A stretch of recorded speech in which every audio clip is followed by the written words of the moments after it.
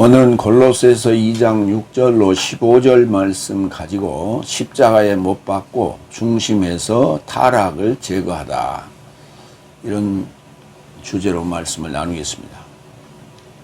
첫 번째 대지로 골로새서 2장 6절로 8절, 세상의 초등학문을 따라 철학과 인간 삶의 전통을 따르는 자를 살피라, 주의에 대한 말씀이고 경고입니다.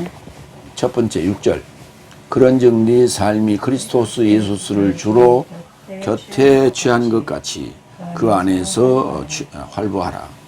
주로 그러니까 자주 이렇게 우리가 볼 수도 있는데, 주인으로 이런 얘기입니다. 주, 키리오스, 크리스토스 예수를 주인으로 곁에 취한 것 같이, 가까이 취한 것 같이 그 안에서 활보하라. 걸으라 이렇게 많이 번역이 돼 있어요. 이 페리파테오라는 단어를. 그러나 활보하라 하는 게 맞습니다. 그런즉 네 삶이 그리스도스 예수를 주인으로 곁에 취한 것 같이, 곁에 취했다는 얘기가 가까이 취했다. 파라 람바노예요. 람바노라는 단어가 취하다는 거예요. 적극적인 영접입니다. 데코마이는 영접하다, 맞이하다, 그런 거예요. 손님이 왔으니까 문을 열어서 맞이해야죠. 그런 입장이 데코마이라면, 람바노는 어서 오십시오, 줄을 문 열어놓고 미리 맞이하고 있는 적극적인 자세죠. 데코마이는 좀 수동적이라면 람바노는 적극적이다, 능동적이다. 그런데 그 앞에 파라라는 전치사가 붙었어요. 가까이, 곁에. 그러니까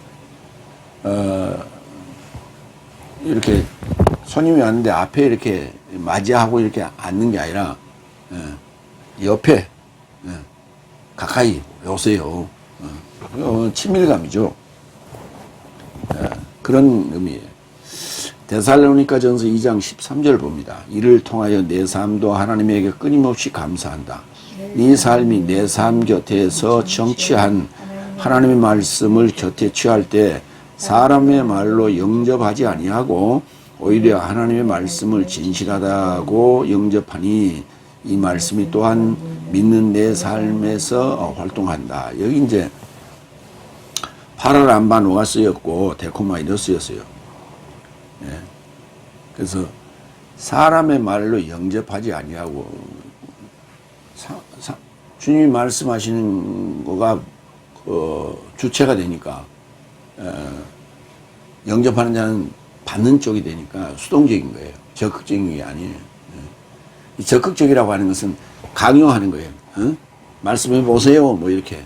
그러나 그 말씀을 듣는 자라는 것은 데코마이 수동적이다, 이런 얘기예요. 그래서 람바노, 파라람바노하고 데코마이의 그 구분점을 여러분이 이해하셔야 됩니다. 그 안에서 활보하라. 크리스토스 예수 주인 안에서 활보하라는 거예요. 그러니까 파라람바노 한다는 게 곁에 단순히 이렇게 나란히 앉아있는 그런 그 개념이 아니라 취했다는 단어에 포인트를 주셔야 돼요. 람바노 취했다. 적극적으로 취했다. 그런데 그 안에 있다는 거예요. 그 파라람바노함이 그 안에 있는 거예요. 엔 아우토, 그 안에 있는 거예요. 그 안에서 활보하라. 페리람바노. 페리파테오. 파테오라는 단어가 걷다는 단어인데, 페리라는 건 주변을 이렇게 페리파테오는 짓밟다는, 주변을 두루두루 짓밟다, 이런 얘기예요. 그러니까 짓밟다라고 하는 거에 포인트를 좀 보면서 보면 되겠습니다. 로마서 먼저 6장 4절. 그런즉 아버지의 영광으로 인하여 그리스도스가 죽음 삶에서 일으켜진 것과 똑같게 하려고 내 삶이 세례로 인하여 사망에 이르고자 그와 함께 장사되었으니 이와 같이 내 삶도 생명의 새로움 안에서 활보하자. 이렇게 활보하자 하니까 상당히 생기가 있는 그런 느낌이 있죠. 그런데 파테오라는 단어는 이렇게 써 있어요. 계시록 11장 2절. 그리고 성전 바깥 마당은 청량하지 말고 밖에 내던져라. 그가 열국 삶에게 주어졌으니 저 삶이 거룩한 성을 42달 삶을 짓밟을 것이다. 짓밟다는 단어가 파테오예요. 파테오. 그래서 주변을 둘러서 짓밟는 거예요. 그러니까 활보하고 다니는 거예요. 예. 이제 어떤 미천한 자가 권세를 얻었어요. 그때 그 권세를 입고 아주 활개치고 다니는 것, 그 활보한다. 그렇게 얘기할 수가 있는 거예요. 그런데 여기 42달 동안을 짓밟을 것이다 이렇게 돼 있죠. 그런데 그걸 뭐 걸을 것이다 이렇게 약화시키면 안 되죠.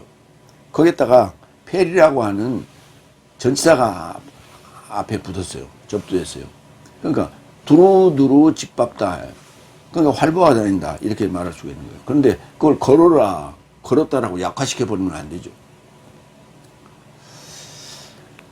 그러니까 우리가 그리스도스 예수스 안에 있다는 것은 정말 활보할 수 있는 그런 후광 또는 배경이 세워졌다 이렇게 말할 수 있는 거예요. 두 번째 7절. 그 안에서 뿌리 박혀진 것이고 증축된 것이고 믿음 안에서 가르침 받은 것 같이 확고해졌으니 감사 안에서 넘친 것이다. 그러니까 단순히 이렇게 그 물리적인 어떤 화합이 아닌 뿌리를 내린 그런 그 밀착된 관계, 그리고 거기에 증축된 관계. 증축했다는 얘기는 무슨 말입니까? 영원히 살고 싶다는 거예요, 아니에요?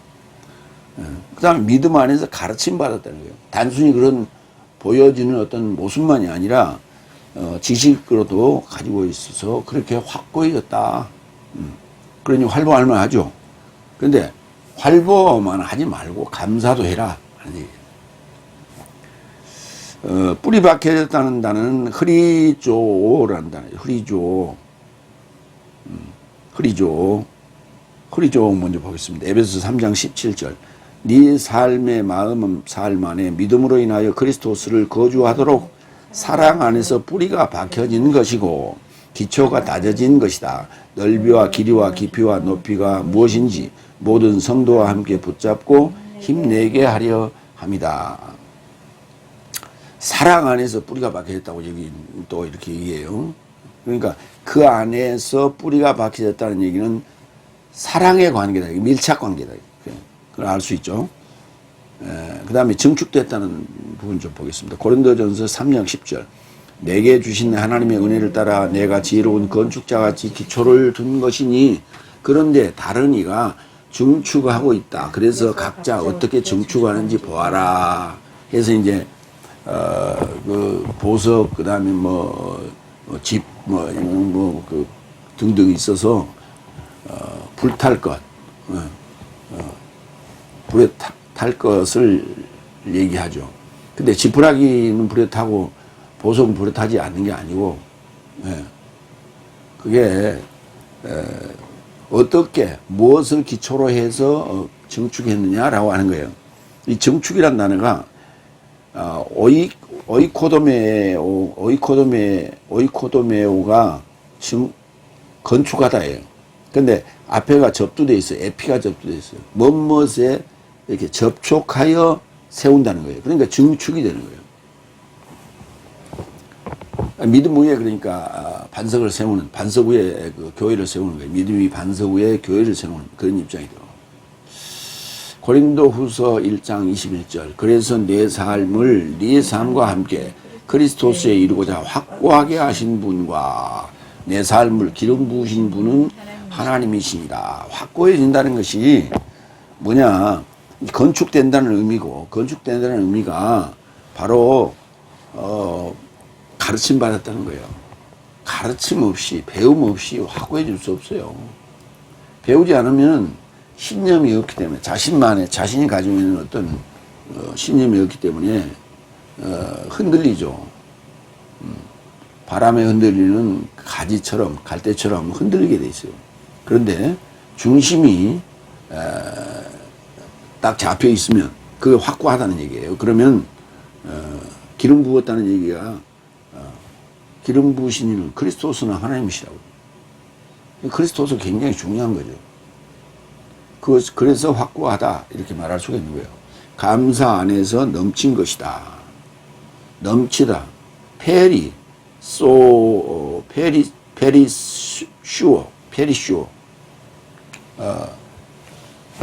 이렇게 동이에 물을 계속 부으면은 한쪽으로만 넘치는 게 아니라 좌우로 다 이렇게 넘치죠. 주변으로 다 넘치죠. 그런 거예요. 컵에다 물을 부을 때도 그렇잖아요. 이렇게 좌우로 넘치. 그런 것을 페리슈어라고 했어요. 그러니까 그런 그 반석 위에 세워진 그 믿음의 그 집을 그렇게 가르침 받고 확고해진 그것을 내만 혼자 간직하고 있지 말고 주변에 알리라는 얘기예요. 감사로. 고린도후서 8장 7절. 오히려 네 삶은 모든 믿음과 말과 지식과 모든 서두름과 내 삶 안에 있는 네 삶에게서 난 사랑으로 내 삶이 넘친 것 같이 이 은혜 안에서도 내 삶이 넘치게 하랍니다. 예, 사랑으로 넘쳐야 되고 은혜 안에서 네 삶이 또한 넘쳤기 때문에 사랑으로 또 넘치라는 얘기죠. 예. 사랑으로 넘쳤고 은혜 통치 그리스도스 예수의 통치로도 지금 넘친 거예요. 그러니까 모든 게 우리 인간들의 속담에는 넘친 거는 모자란만 못하다 이런 말이 있어요. 그러니까 그 넘친 게 뭐냐 과하다 이렇게 막 표현했어요. 과한 거는 부족함만 못하다 이렇게 했어요. 그러니까 부족함이라는 게 겸손이거든요. 근데 하나님의 이 사랑이나 은혜는 내 안에 넘쳐. 그 넘친다는 게 무슨 말이에요? 그 사랑하는 모습, 그 좋아하는 모습 그런 것은 표정에서 감출 수가 없어요. 말에서도 감출 수가 없어요. 그래서 말이나 삶이나 표현 모든 걸 통해서 그 사람을 만나면 뭔가가 있어요. 즐거워요. 행복해 보여요.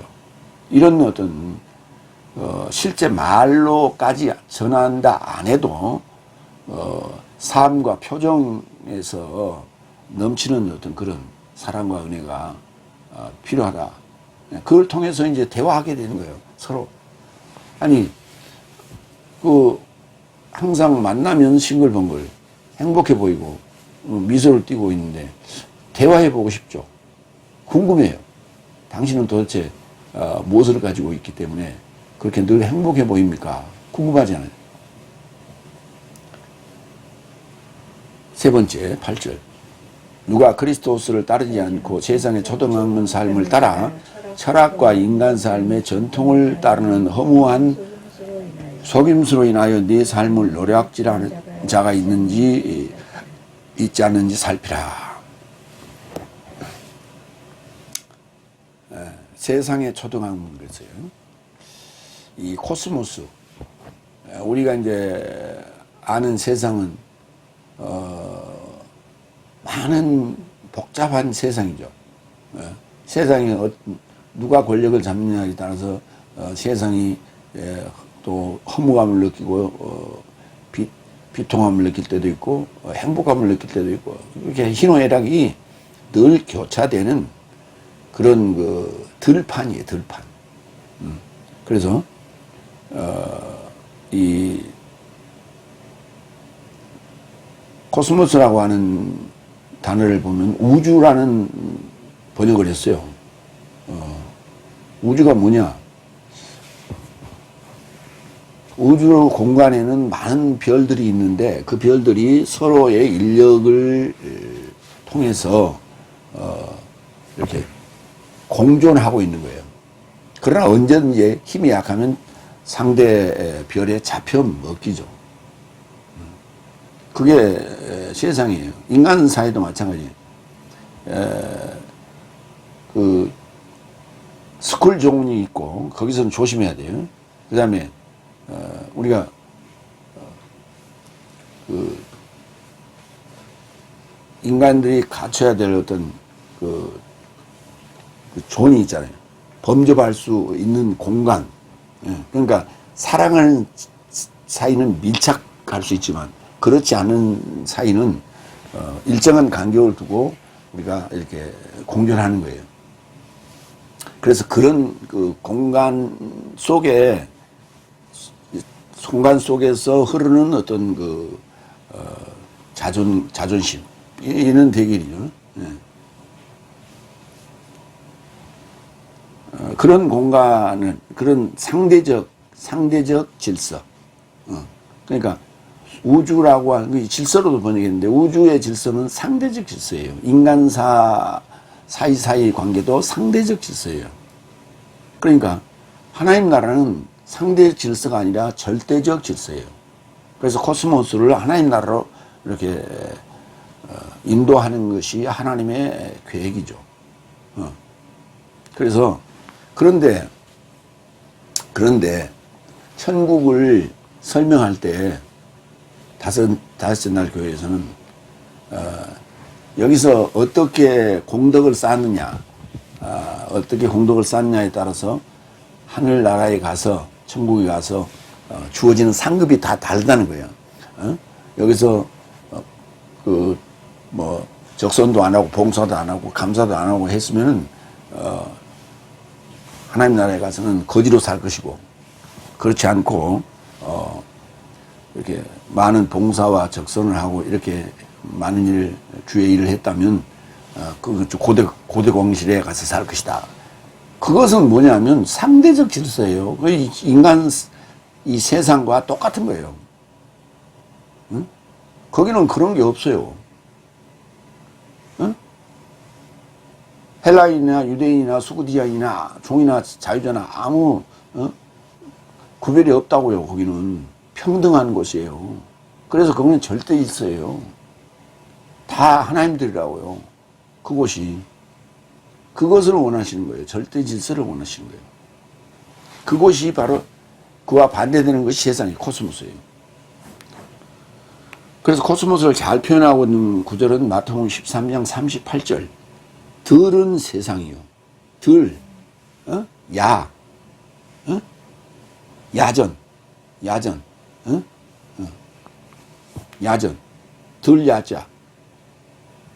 들은 세상이요. 좋은 씨도 나라의 아들 삶이요. 가라지 삶도 나쁜 자의 아들 삶이다. 그러니까 들이라고 하는 것이 뭐 논도 있고 밭도 있고 산도 있고 언덕도 있고 이런 거 다 그 들이라고 그러죠. 그 들. 들이라고 하는데 거기에는 우리가 씨를 뿌릴 수 있는, 그리고 씨가 떨어지면 자랄 수 있는 그런 공간이죠. 그것을 코스모스다 이렇게 얘기했어요. 그러니까 받을 준비는 되어 있는 거예요. 씨를 받을 준비는 되어 있는 그런 곳. 그러니까 우리가 말은 굉장히 어때요? 보면 그 주인의 아주 순복하고 잘 따르죠. 어린아이한테도 순종하고 그러는데, 그게 뭐냐면 야생마였어요. 원래는 그 말을 길들이는 자가 제압을 해서 두려움을 느끼게 하고 복종하게 만든 거예요. 그래서 고삐를 만들고 안장을 얹어서 말이 주인에게 순종하도록 한 거예요. 그러니까 그러한 그 코스모스가 야생마라면 하나님 나라는 길들여진 말이다 이렇게 보시면 돼요. 그래서 명마다 이렇게 얘기를 하죠.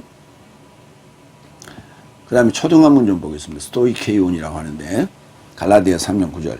그러나 이제는 네 삶이 하나님을 알았는데 하나님에 의하여 더욱 알게 되었는데도 어찌하여 다시 약한 그리고 거짓 초등학문 삶을 접하여 다시 되돌아가서 다시 새로이 저 삶에게 종노릇하기를 원하느냐. 자유라고 하는 것을 인간은 본능적으로 알고 있어요. 북한의 독재 정권 아래에서 자유가 없는 곳에서 태어난 자들, 그러니까 지금 뭐 Z세대들 좋습니다. X세대도 좋고 Z세대도 좋고, 그들은 거기서 태어난 자들이에요. 유교를 겪지 않았어요. 유교를 겪지 않는 세대들, 그런 세대들은 그곳이 세상의 전부인 양 알고 있는 거예요. 그리고 그 독재에 길들여져 있었어요.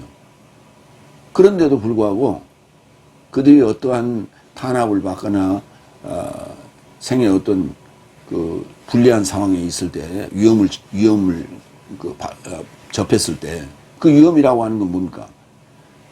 그런 독재 사회에서 살면서 상대적 박탈감을 느끼죠. 그 사회에서. 그건 뭐 경쟁 사회니까 그게 바로 세상이에요. 그런 우리 남한에도 대한민국에도 이렇게 자유 경쟁 체제이면은 마찬가지로 빈부의 격차나 뭐 지식의 격차나 이런 것도 공산 세계나 자유 세계나 똑같은 거예요.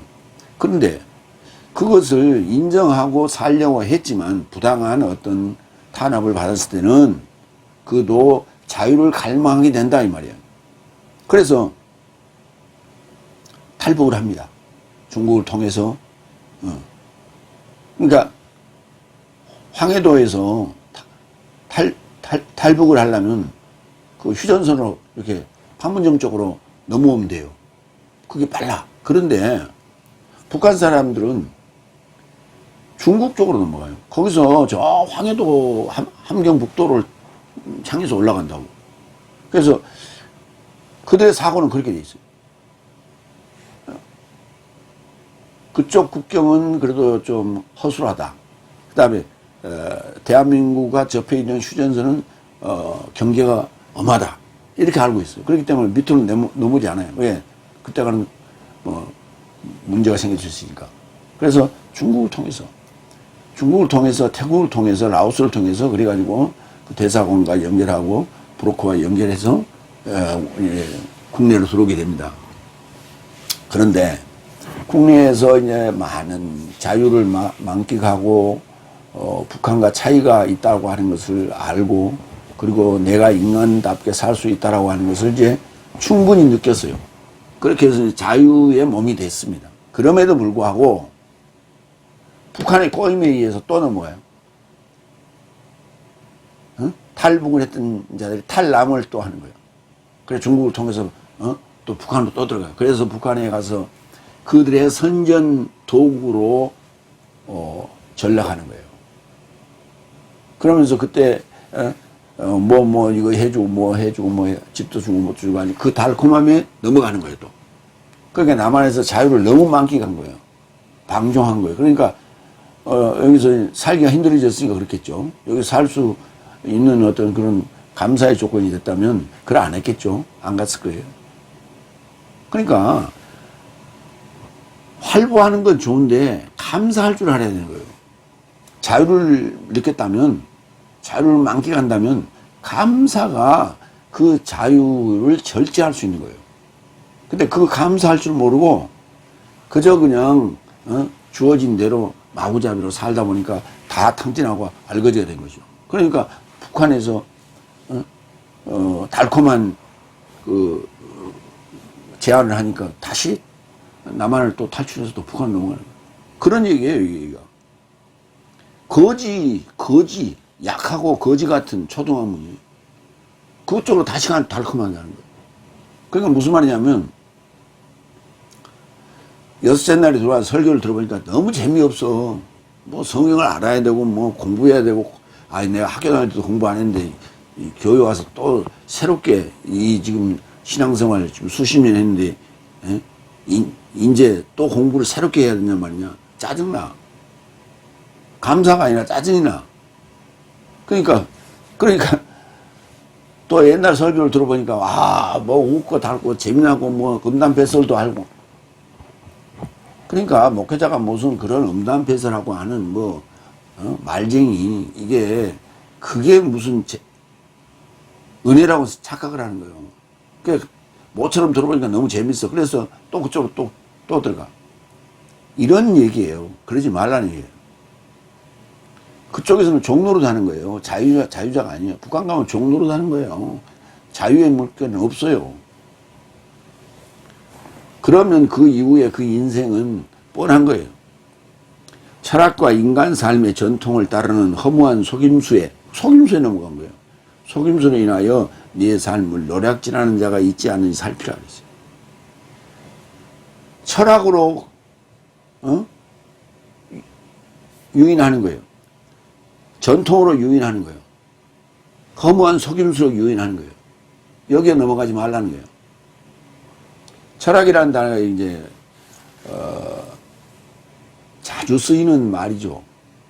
교회에서도 많이 자주 쓰이는 말이고, 또 신학 박사 학위를 받은 자들이 외국에 나가서 공부하면서 접하는 게 뭐냐면 철학 박사예요. 그 신학 박사 위에 철학 박사가 있다고 그렇게 가르치는 거예요. 그러니까 철학이 신학보다 위에 있고 더 높은 경지에 있다고 가르치는 거예요. 이건 잘못된 거예요. 어떻게 신학이 철학 위에 있어야지 철학이 신학 위에 있습니까? 그래야 철학 박사 알고 의기양양하게 기구한다고. 그래갖고 철학 박사라고 내걸고 있어요. THD가 얼마나 훌륭한 학위예요. 근데 PhD가 더 높다고 이런 개소리를 하는 자들이 있어요. 그게 지금 다 허무한 속임수에 넘어간 거예요. 그러니까 무슨 말이냐면 한국에서 배운 신학이나 외국에 나가서 배운 신학이나 그냥 다 똑같아요. 더 배울 거 없어요. 그러니까 그 사람들이 그렇게 얘기하는 거예요. 왜? 붙잡아 놓고 학비 받으려고 돈 벌려고 장사하는 거예요. 거기에 속고 있는 거예요. 철학을 필라소피아라고 하는데 영어에는 필로소피라고 합니다. 아가 빠졌죠. 그 아가 빠진 것은 그 여성 명사인 것을 영어에는 그런 남성의 여성 표현이 없기 때문에 그걸 뺀 거예요. 아를. 그래서 필라소피라고 했죠. 그런 이제 이 갈라디아서 골로새서 2장에 한 번 싹 쓰였어요. 그 다음에 인간 삶의 전통 파라도시스 유전이라고 돼 있죠. 유전이라고 해놓으면 이게 그 부모에게서 받은 유전, 조상으로부터 받은 유전, 그런 것도 유전이라고 하고, 그 다음에 기름 나는 그 장소, 석유가 나는 장소를 유전이라고도 하죠.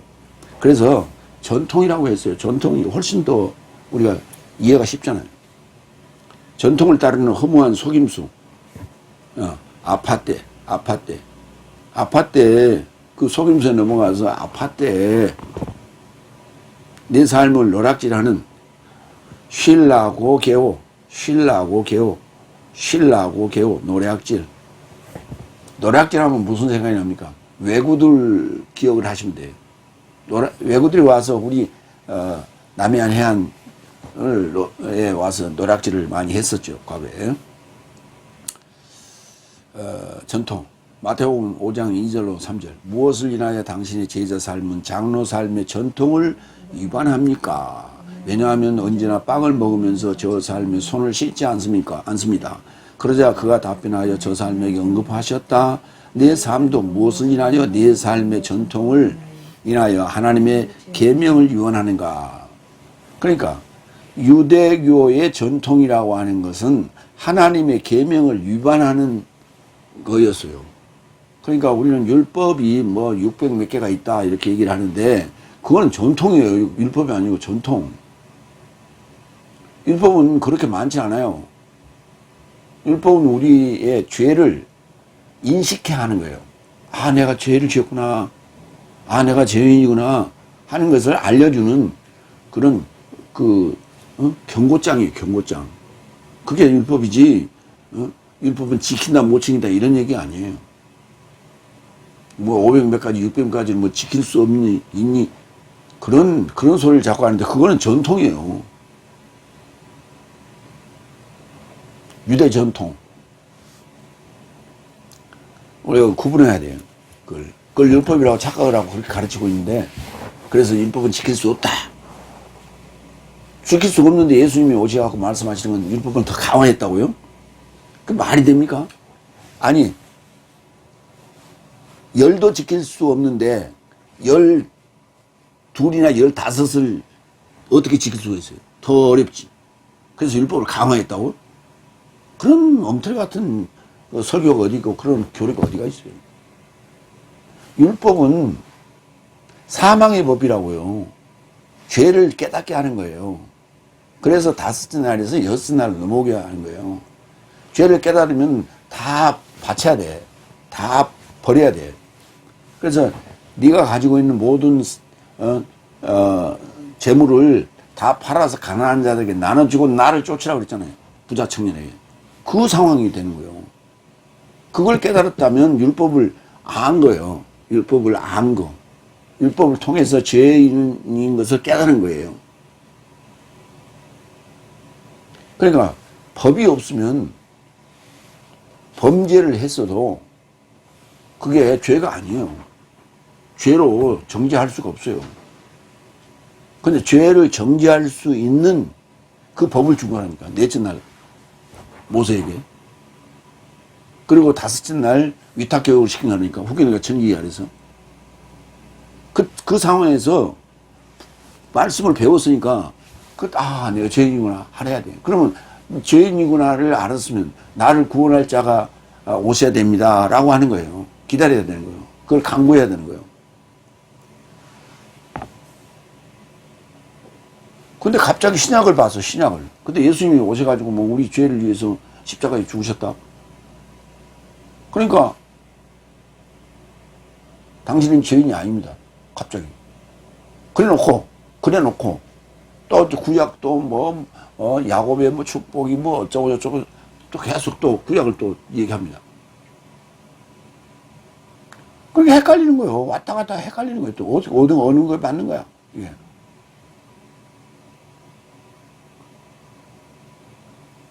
그러면서 율법, 십계명을 또 강조를 하고 강의를 하고. 그러다 보니까 이제 뭐 지킨다 못 지킨다 뭐 엉터리 뭐 이런 일 중구난방이 되는 거예요. 그래서 뒤죽박죽이 되는 거예요. 그러니까 제가 정리를 해드리잖아요. 당신은 예수님보다 먼저 오셨어요? 나중 오셨어요? 다 나중 왔다고 그래요. 구원자가 나중에 와야 맞죠? 내가 먼저 와야 되고. 그래서 예수님 그랬어요. 나보다 먼저 온 자는 절도요, 강도요. 그렇죠. 그게 답을 주신 거야니까, 우리한테. 네가 절도요, 강도요. 예수님 좌우편에 골고다 언덕에 그 십자가에 못 박힌 자들이 바로 절도요, 강도요. 그게 나라고. 이걸 왜 못 깨달아? 예수님은 구원자이기 때문에 나보다 뒤에 오셔야 돼요. 그래서 나보다 뒤에 오시는 분은 그랬잖아요. 누가? 세례요한이. 그래서 세례요한의 메시지를 귀담아 들어야 돼요. 그리고 예수님이 하신 말씀, 나보다 먼저 온 자는 절도요, 강도요. 그리고 십자가, 골고다 십자가에 같이 못 박혔던 좌우 강도가 바로 절도요, 강도요.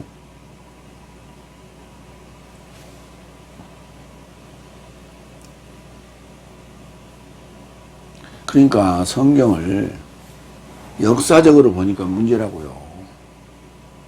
그러니까 어느 학자는 그럽니다. 성경 안에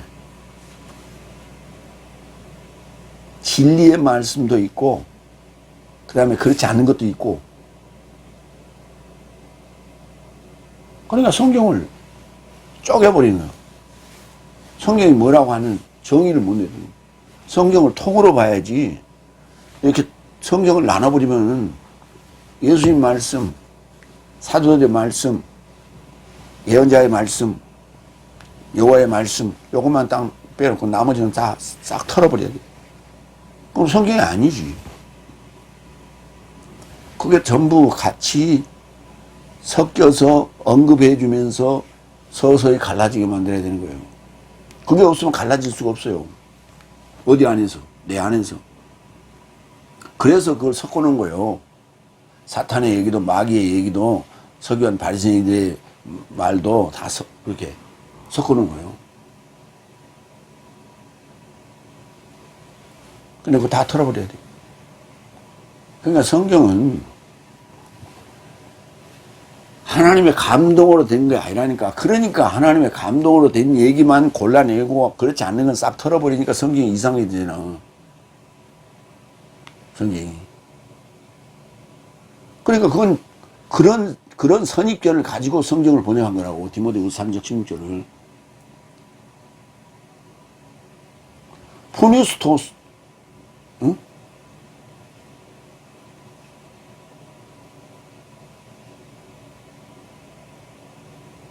테오포니스토스라고. 그 단어가 한 단어예요. 형용사인데 합성어예요. 테오스와 푸니마의 합성어라고.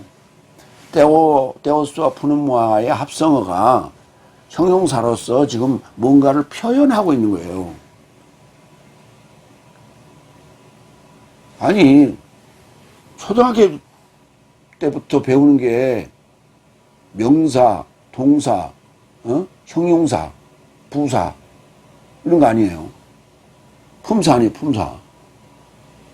그 형용사가 뭔지도 모르고 그걸 갖다가 길게 너절하게 하나님의 감동으로 된 것으로 이렇게 번역을 했고, 영적 하나님이라고 그게.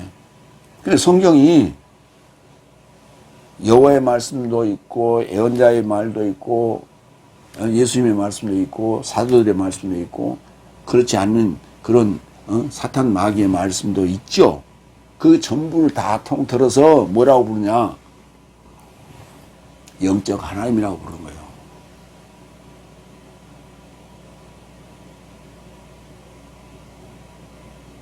암 환자의 제거 수술을 했다고 칩시다. 제거 수술을 하면서 그 암세균, 암세포가 수술하는 의사의 손에 묻죠. 아무도 수가 없죠. 그렇지만 수술이 끝나면 제거할 때는 어쩔 수 없이 손 대야 돼요. 그러나 제거하고 난 다음에는 손을 깨끗이 씻잖아요. 그래서 싹 흘려보내잖아요. 내 안에 그런 암세포적인 요소들이 그걸 제거하는 게 예수님이 말씀이라고요. 하나님 말씀. 그러니까 암세포라고 하는 말은 사탄의 말이에요. 그 말이. 정상세포는 하나님 말씀이고. 그러니까 사탄의 말을 제거하는 거예요. 근데 그 단어가 없으면 어떻게 제거를 해요? 단어가 있어야 제거를 하지. 인식을 하고. 그래서 써놓은 거예요. 그래서 그 대목을 읽을 때 사람들은 어때요? 푸르락푸르락 하잖아. 그러니까 그 푸르락푸르락 하고, 하는 것은 제거하라고. 그러면 그거 제거가 된 다음에 읽으면 어때요? 추억이잖아요. 그때는. 추억이 되는 거예요. 아, 이거 옛날에 내가 가지고 있었지. 이거 지금 버렸어. 이렇게 되는 거예요. 그러니까 가지고 있을 때의 읽을 때의 느낌이 다르고 버리고 난 다음에 읽을 때의 느낌이 다르다고요. 그래야 됩니다. 속임. 노략질이라고 하는 것도 이제 한 번 쓰였던 거. 속임. 에베소 4장 22절. 속임의 욕망을 좇아 부패해진 예전 습관을 좇는 옛사람을 벗어두라 그랬어요. 속임이라고 하는 것은 왜 속여요, 사람을? 재밌어서 속여요? 사랑해서 속입니까? 좋아해서 속여요? 그 말이 아니죠. 그러니까 그 단어는 속임이라고 하는 것은 좋아한다, 사랑한다, 재밌다에 연결할 수 없는 거예요. 사랑한다면 솔직해야 돼요. 내가 가지고 있는 처지, 상황, 모든 것을 솔직하게 고백하는 거예요. 그렇지만 사랑한다. 이게 사랑하는 거지. 그거 다 속이고 사랑한다 하고 결혼하고 그런 다음에 결혼해하고 도장 딱딱 찍어놓고 그 다음에 자신을 알려줘요? 나는 널 속였다고? 거짓말쟁이였다고? 그러면 그때 기분이 좋아져요? 용서가 됩니까? 평생 용서할 수 없는 거예요. 옛날에 조선시대에 어느 재상에 딸이 하나 있었는데 그 딸이 아주 말갈량이었어요. 응? 망난이었어요. 그래가지고 시집을 보내야 되겠는데 도저히 그 혼처가 나타나지 않아요. 소문이 나가지고. 그래갖고 방을 붙였죠. 우리 딸을 아내로 삼을 계획이 있는 자에게 내가 상금을 주겠다. 이렇게 이제 방을 붙여가지고 사위 면접을 봤는데 어떤 이 사내가 합격이 됐어요. 그래갖고 이제 결혼식을 치르고 결혼식이 초례장에 가기 전에 그 자기 어머니에게 그 콩가루를 좀 준비해 주세요. 그래서 콩을 볶아가지고 그걸 가루를 내가지고 콩가루하고 물을 준비하고 그걸 콩가루를 먹고 물을 마시고 이제 그러고 초례장에 갔어요. 그래서 그 결혼식을 마치고 이제 신방에 들어갔는데 신방에 들어가서 쪽돌이를 내려줘야 되는데 쪽돌이를 안 내려주고 술을 딱 몇 잔 하다가 내가 좀 밖에 좀 갔다 오겠어. 그러고 밖에 나갔어요. 그건 이제 누구만 아냐? 자기하고 장인하고 둘이만 아냐. 그래서 전략적으로 그렇게 지금 한 거예요. 그래가지고 새벽이 거의 다 돼서 이제 기다리다 그냥 꼬르에서 잠이 들었어, 신부가. 그 찰나에 들어온 거예요. 들어와서 밖에서 들어와서 한 게 뭐냐면 설사를 한 거예요. 그 설사를 해가지고 부인 치마 속에 집어넣었어요. 그래갖고는 이제 그걸 떠들러 놓고 막 소리를 친 거예요. 그러니까 막 장모, 뭐 몸종들 뭐 전부 하인들이 전부 와서 봤죠. 신랑이 오기도 전에 지쳐서 떨어져가지고 설사를 했다. 똥을 쌌다네. 이래가지고 소문이 나가지고 그래놓고 그걸 확인하는 순간 가버렸어요. 집으로. 데려가야 되는데 다음날 가마에 태워서 자기 집으로 데려가야 되는데 그냥 내버리고 가버렸어요. 그리고 집에서 치러야 될 그 결혼 이 잔치도 안 했어요. 그러고는 이제 며칠이 지났어요. 그러니까 막 이제 몸이 달았을 거 아니에요. 그래 이제 모른 척하고 이제 그 장인이 불렀어. 여보, 내 얼굴을 좀 봐서 이 아이를 좀 데려가게. 그래갖고 이제 그 딸님이 보는 데서 그렇게 확약을 받고, 그러고 이제 그를 이제 신부를 데리고 자기 집으로 데려가서 이제 살았어요. 그러고 나서 환갑 때 자녀들 앞에 환갑잔치 하면서 자녀들 앞에서 이제 신랑이었던 남자가 얘기를 하는 거야. 그때 이러이러한 일이 있었느니라 하고 이제 재미삼아서 얘기를 했겠죠. 그 얘기를 다 듣고 있던 그 할머니가, 그때 그 신부였던 할머니가 벌떡 일어나서 그 자기 남편의 수염을 쥐뜯어 버렸어요. 그 다음날 아침에 대궐에 등청을 했는데 임금이 보니까 수염이 없네. 그러니까 대감은 왜 수염 못 쪘어요? 물어보니까 여차에서 했습니다 하니까 이런 변이 있나? 응? 당장 귀양을 보내라 해가지고 귀양을 보내. 그 귀양 보낸 얘기를 하자는 게 아니고 속였다는 거예요. 평생을 속여서 시집살이를 한 거예요. 꼼짝 못하고. 그때 신방에 있었던 그 똥 사건 때문에 그 얼마나 화날 일이겠어요. 그 속인다는 거는 그렇게 잊을 수 없고 이렇게 제거할 수 없는 그런 거예요. 속임을 가하다는 거는. 그러니까 다섯째 날 사탄에게 속아서 그렇게 살아온 그거를 절실하게 느껴야 되는 거예요. 절실하게. 근데 그걸 알았어도 그걸 그냥 거기서 머물고 있다고요? 알았는데도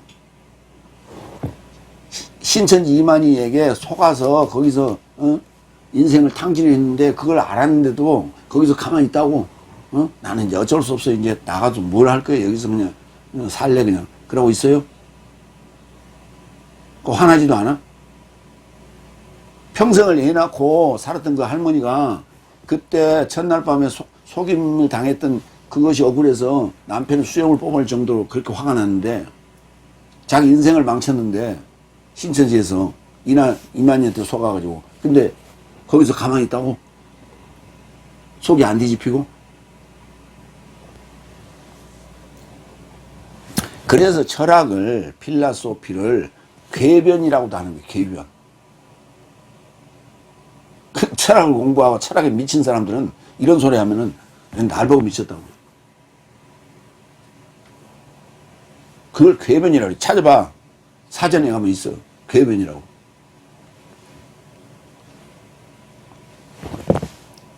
이런 데 속으면 안 되는 거야. 다 지금 사람을 이용하고 속이는 그러한 작자들은 다 이 철학 가지고 장난치고 있는 거예요. 여기에 속지 마시라고. 두 번째, 골로새서 2장 9절로 12절. 손으로 하지 않는 크리스토스의 할례 안에서. 할례가 남성의 그 성기를, 음부를 이렇게 그 껍질을 도려내는 거죠. 그게 할례예요. 그러니까 유대인들은 그렇게 지금도 하고 있어요. 근데 우리 아이들도 병원에서 산부인과에서 애가 나면 그 할례를 합니다. 근데 할례라고 하질 않죠. 그건 뭐라 그래요? 응? 뭐라고 하냐고. 아니 글쎄 그걸 뭐라고 하냐고. 갑자기 생각이 안 나요. 묻지. 포경수술이라고 그러잖아요. 포경수술. 포경수술이라고 그러지 할례라고 안 한다고. 그러니까 그거는 포경수술을 한다고 해서 유대인이 되는 게 아니에요.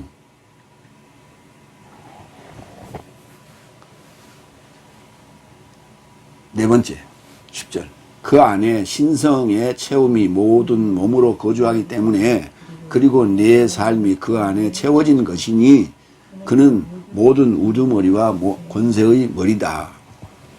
신성이 채워진 거예요. 신성으로. 신성이 뭐야? 하나님의 속성이라고요. 하나님의 속성이 채워졌다고요. 그런 몸으로 거주하는 거예요.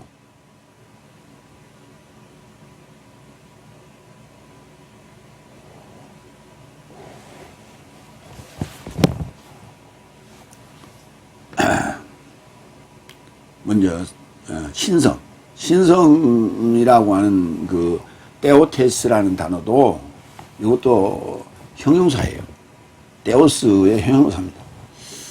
그래서 신성이라는 단어도 골로새서에 한 번 쓰였고 체험이라는 단어는 충만이라는 단어로 거의 번역이 돼 있어요. 충만은 그냥 차 있는 상태를 충만이라고 해요. 채움은 채워진 것이에요. 그러니까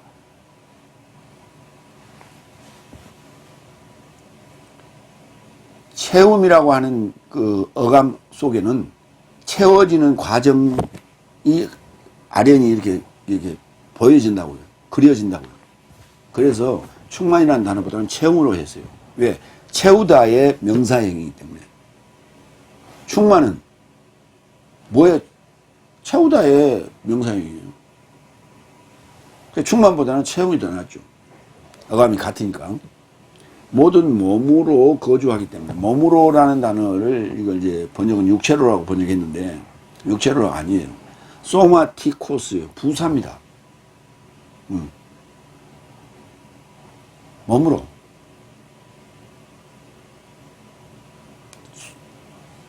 정용사도 아니고 부사예요. 갈라디아서 4장 4절 볼까요?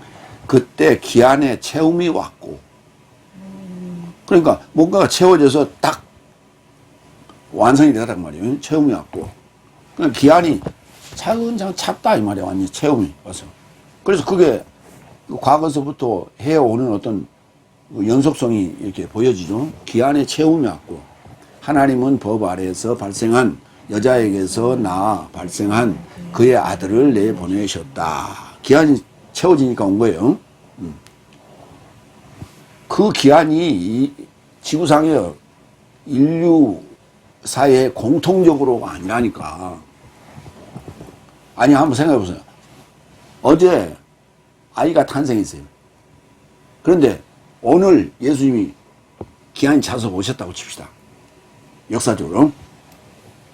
그러면 그 갓난 아이가 아냐고. 알아먹을 기한이 찬 거예요? 아무 상관없잖아. 그 아이는. 그러니까 역사적으로 보면 말이 안 되는 거예요. 각자에게 기한이 있는 거예요. 각자에게 하나님이 보시는 기한이 있는 거예요. 쉽게 설명하면 컴퓨터를 노트북 여러 대를 이렇게 펴놨어요. 한 5대를 펴놨어요. 그런데 각자 성능이 조금씩 차이가 나. 그래서 거기 컴퓨터 안에서 노트북 안에서 동일한 일을 수행합니다. 예? 동일한 일을 딱 설치를 동시에 빵 눌렀어요. 그런데 성능이 좋은 것은 빨리 끝나고 성능이 나쁜 것은 느리게 끝나요. 그게 이렇게 쭉 이렇게 줄이 가잖아요. 진행되는 과정이 눈에 보이잖아요. 몇 프로 진행이 있습니다. 그 각자 성능에 따라서 그 속도가 달라진다고. 채워지는 속도가 달라지는 거예요. 그걸 얘기하는 거예요. 근데 예수님이 오셨는데 그 예수님이 오셔서 말씀을 받을 자들도 있고 받지 못할 자도 있는데 받지 못할 자에게 그 나이가 어려서 무슨 말인지 몰라. 말귀를 못 알아들어. 애기들이니까 전만 보게 돼. 그런데 그한테 뭔 소용이 있어. 예수님이 오시는 게. 걔는 죄를 안 지었기 때문에 그 예수님이 오시나 마나 아무 상관이 없다고. 그러니까 이제 교리가 꼬이기 시작하는 거예요. 그래서 천주교의 교리가 그래서 꼬이는 거예요. 그게. 그래서 이 유아세례라는 것이 생기는, 그 유아세례를 뭐하러 받아? 뭐 때문에 받는 거예요? 그 아이가 커가기 때문에 그래서 받는 거 아니에요? 근데 뭐 유아세례를 준다고 그거 뭐 세례 받은 거예요, 그게?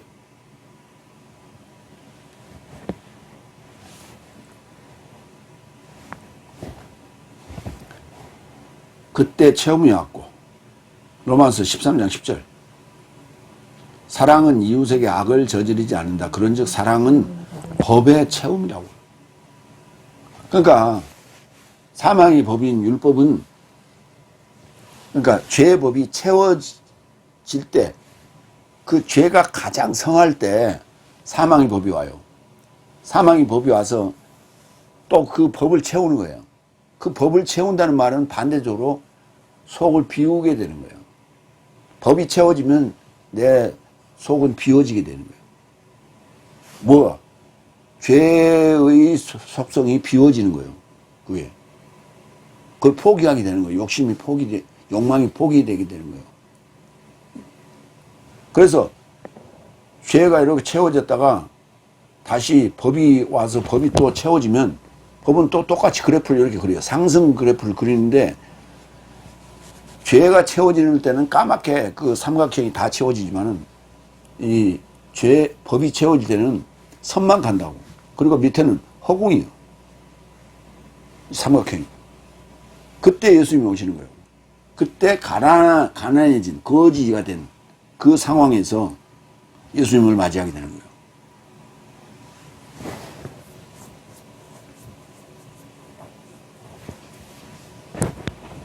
그게 사랑은 법의 체험이다. 그때부터 뭐가 예수님이 오시면 뭐예요? 사랑이 채워진다고. 법이 채워지면 그러니까 법이 채워진 후에 사랑이 채워지기 때문에 사랑은 법의 체험이라 이렇게 표현합니다. 지금 말로 다 설명할 수 없어요. 모든 내용들을 다 종합해서 들어서 일곱 날에 대한 개념과 그 다음에 시제에 대한 개념 등등을 다 이해하고 난 다음에야 지금 이런 얘기가 무슨 말인지 알게 되는 거예요. 그리고 내 삶이 그리스도스 안에 채워진 것이다. 그 안에 채워진 것이다. 플레로. 아까 체험이라는 단어가 플레로마였죠. 중성명사였어요. 근데 플레로 동사예요. 채우다. 로마 13장 8절. 서로를 사랑하는 것 말고는 한 사람에게도 하나도 빚지 말라. 왜냐하면 다른 자를 사랑하는 자는 법을 채운 것이다. 그에 이어서 이제 13장 10절이 사랑은 법의 채움이다. 이렇게 얘기하는 거예요. 다른 자를 사랑하는 자는 법을 채운 것이다. 다른 자를 사랑하는. 그러니까 법의 체험이라고 하는 것은 내 인생의 어떤 영적 전환점이에요. 이게 여섯째 날입니다. 전환점. 전혀 달라지는 거예요. 지금까지 신앙생활이 전혀 달라지는 거예요.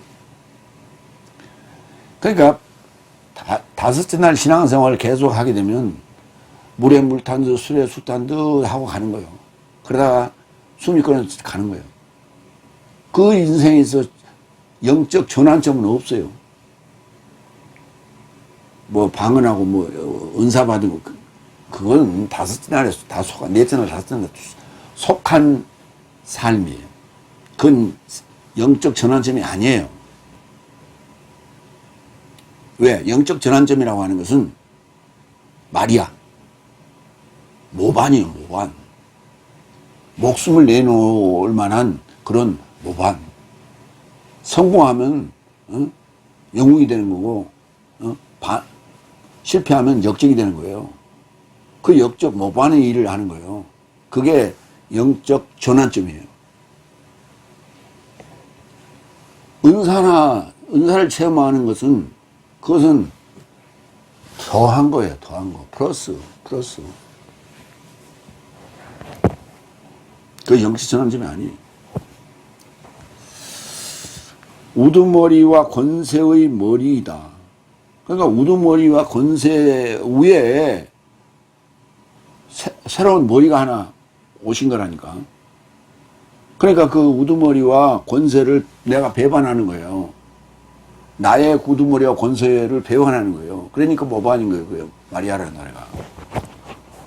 그럼 마리아, 모반을 해야만이 예수님이 마리아에게서 탄생하신다니까. 그 모반이 없으면 탄생 안 해요. 그것이 바로 영적 전환점인 거예요. 알라면 모르겠어요. 마태복음 19장 4절.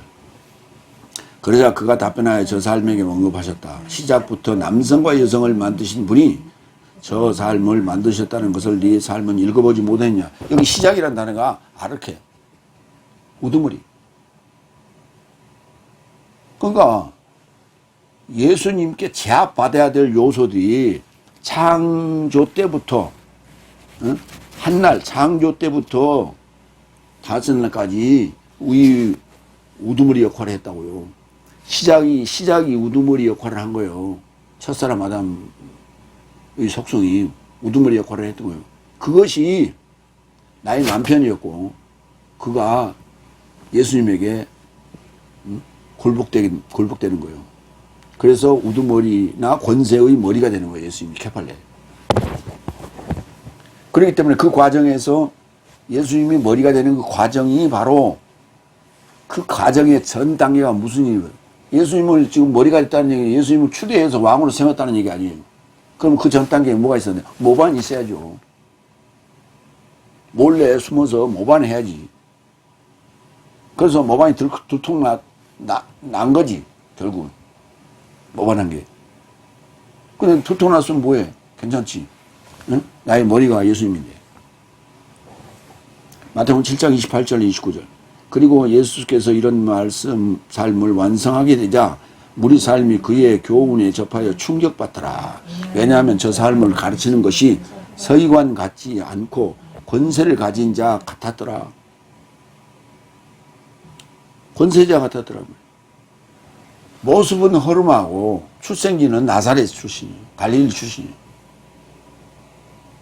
그 저게 무슨 뭐 신학적인 그런 지식이 있겠느냐라고 사람들은 생각했는데 예수님의 입에서 나오는 메시지는 저기 예루살렘에 있는 대제사장 서기관들의 그런 메시지보다 더하더라 이 말이에요.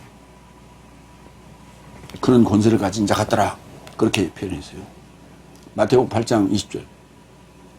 그리고 예수께서 그에게 말씀하신다. 여우삼도 굴을 갖고 있고 하늘의 새 삼도 둥지를 갖고 있다. 그러나 인자 사람의 아들은 머리를 숙일 곳이 없다. 머리, 요 헤드이기도 하고 또 브레인이기도 하고 그렇습니다. 그 케팔리라는 단어가. 케팔리라는 단어가 잡다에서 왔어요. 잡다. 그러니까 이 헤드가 온 몸을 다 이렇게 총괄하고 있잖아요. 총괄하고 있어. 컨트롤하고 있다고. 그래서 브레인, 이게 브레인이에요. 5번째 11절. 그 안에서 네 삶도 육체인 죄의 몸에 선 벗기만 해서 손으로 하지 않는 할례를 받았으니 그리스도스의 할례이다. 육체인 죄의 몸이 벗겨지는 것이 바로 할례예요. 근데 성기에 그 껍질을 벗기는 포경수술을 한다고 죄의 몸이 벗겨집니까? 육체의 죄의 몸이 벗겨져요? 그건 어떤 우리가 할례가 뭐냐라고 하는 것을 그렇게 가시적으로 보여주는 하나의 장면인 거예요. 가시적인 장면, 할례를 인식하게 하는 장면. 그러지 그게 귀 뒤에 포피가 있거나 말거나 그 무슨 상관이 있어요? 그 유생적인 문제지. 유생적인 문제지. 이게 무슨 이거하고 이게 죄의 몸이 벗겨지는 것하고 무슨 상관이 있어요? 이걸 설명하자고 지금 그렇게 육체의 표피를 제거하는 포경수술 같은 할례를 해왔던 거예요. 그걸. 근데 그걸 보고 거기에 빠져가고 있어요. 그게 전통이라고. 벗긴다라는 단어가, 벗긴다는 단어가 앞에 그 뒤에 쓰였어요. 육체인 죄의 몸의 벗김. 앞에 그 뒤에 쓰였어요. 골로새서 2장 15절. 그가 우두머리 삶과 권세 삶을 벗기시어 솔직함 안에서 보여주셨다. 그 안에서 저 삶으로 승리하게 했다. 그러니까 솔직함은 어떤 권세자의 호통보다도 더 힘이 있어요. 솔직함. 지금 기독교가 온 국민들의 신망을 잃어버렸어요. 뭐 때문에? 입만 열면 거짓말하는 거예요. 입만 열면 거짓말하고, 입만 열면 욕쟁이하고, 음해하고, 모함하고, 맨날 광화문 사거리에서 태극기 들고 미국 성적이 들고 일본 국기 들고 맨날 입만 열면 거짓말하고 입만 열면 모함하고 입만 열면 음해하고 그러니 기독교를 누가 신망을 해? 그러니까 그 모든 것을 싹 벗기야만이 우리가 언제 솔직해집니까? 목욕탕에 갔을 때 같이 알몸으로 탕에 들어갔을 때 사람이 솔직해지는 거예요. 그 다음에 서양 사람들은 술 먹었을 때 자기 본심이 나온다 그러잖아요. 숨겨놨던 진심이 나온다 그러잖아요. 응? 술 먹었을 때. 술 먹었다는 얘기는 무슨 말이에요? 긴장감을 이렇게 자기 마음을 제어하는 그 제어 장치가 무장해제되는 거예요. 무장해제되는 거예요. 그러니까 별소리가 다 나오는 거예요. 자기 몸 안에 감춰졌던 소리가 다 나오는 거예요. 그동안에 못했던 소리가 다 나오는 거예요. 그 솔직함이에요. 그러니까 상대의 진심을 듣고 싶으면 같이 단둘이 앉아서 만취해봐라. 아니면 홀딱 벗고 목욕탕에 가봐라. 이건 그러면 솔직해지는 거예요, 사람이. 그러니까 그런 심정으로 설교하라고. 그런 심정으로. 솔직하게. 거짓말하지 말고 남의 거 베껴다가 거짓말하지 말고 배운 대로 그냥. 그건 솔직함이 아니에요. 그러다가 나는 어느 책에서 뵙겠습니다. 그런 솔직하라는 얘기가 아니라 성경 가지고 얘기하라고. 성경 가지고 솔직하게. 거짓말 하지 말고. 어제 내가 우리 홈페이지나 또 페이스북에 올려놨는데 마태복음 24장 2절 돌 위에 돌 하나도 남지 않고가 아니에요. 돌 위에 돌이 노임을 받지 않는다고. 아페스 노임을 받지 않는다고. 그러니까 우매 결단코 노임을 받지 않는다. 우매 붕괴하지 않는다. 우매가 전반부에 들었고 후반부에 들었어요. 둘 다. 두 번이나 들었어. 근데 킹제임스 버전은 그대로 번역한다고 했는데 그 위에 노임받지 않는다는 얘기를 남지 않는다는으로 번역을 해버렸어요. 그 다음에 NIV도 마찬가지로 그렇게 했는데 후반부에 부정사를 빼버렸어요. 지금들은 멋대로 그냥 어떤 선입견을 가지고 그거에 맞춰서 맞춤 번역을 한 거예요. 맞춤 번역. 근데 성경에 있는 거 그대로를 솔직하게 얘기하는 게 뭐가 잘못됐어? 원한 돌이 정 맞는다고? 그거 때려봐요 한번. 그 지금까지 몇 년을 속여먹었어. AD 70년 사건이고 또 종말의 사건이라고. 그래서 내가 알아듣게끔 다 비교해놨어요. 영어도 번역해놓고 헬라어도 번역해놓고 다 번역해놨어요. 비교해보시라고. 손으로 하지 않은 아케이로 포이에토스 할례 페리 토메 손으로 하지 않은 할례로 할례 받았으니 그리스도스의 할례 안에서다. 이걸 그리스도스의 할례라고 그래요. 그러니까 그리스도스의 할례는 손으로 하는 게 아니에요. 그럼 발로 했어? 발로는 못하지. 그 포경수술은 손으로 하는 거예요. 근데 손으로 한 게 아니라고. 인위적이다. 손으로 한다는 얘기를 한문으로 쓰면 인위적이다. 인위적이지 않는 그리스도스의 할례. 그리스도스 기름 부음의 할례란 말이에요. 기름 부음으로 말미암아 육체인 죄의 몸이 벗겨지는 거예요. 육체인 죄의 몸을 벗는 거예요. 옛 삶을 벗는 거예요. 그게 그리스도스인이에요.